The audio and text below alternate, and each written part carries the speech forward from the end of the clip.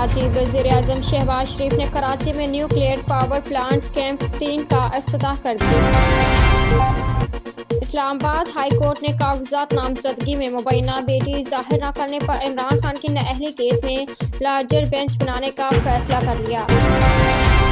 पाकिस्तान मुस्लिम league ने उनकी chief organiser Maryam Nawaz की बहावलपुर में मीडिया गुफ्तगू के दौरान एक खातून कारकुन ने धक्के लगने पर शोर मचा दिया।